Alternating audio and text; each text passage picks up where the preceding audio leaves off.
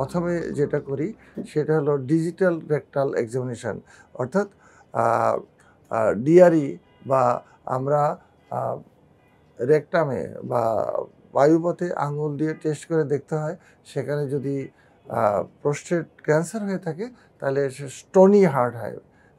যে ফিলিংটা যেটা হয়, প্রোস্টেটের ফিল যেটা করা যায় সেটা স্টোনি হার্ট হয়।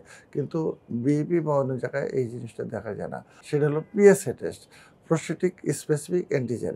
এই টেস্টটি করে আমরা কি বুঝতে পারি, যদি নর্মাল ভ্যালু পিএসএর হলো সাধারণত 4 ন্যানোগ্রাম পার ডিএল, কিন্তু যদি 4-এর বেশি 10, 20, 100, 200, 500 হয়, এরকম বাড়তে থাকে যদি প্রোস্টেটিক ক্যান্সার হয়, তাতে আমাদের ইন্ডিকেশন দেয় যে এটা সিএ প্রোস্টেট বা প্রোস্টেটিক ক্যান্সার। তখন আমরা অন্যান্য টেস্ট করি, যেমন আল্ট্রাসোনোগ্রাম বা সিটি স্ক্যান বা এমআরআই করে আমরা বুঝতে পারি যে তার প্রোস্টেটে ক্যান্সার হয়েছে না বিএপি বা benign enlargement of the prostate.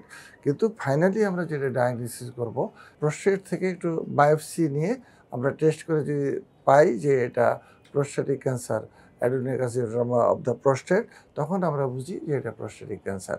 তো হলে ফাইনাল ডায়াগনোসিস আমরা করব বায়োপসি বা হিস্টোপ্যাথোলজি রিপোর্ট দিয়ে।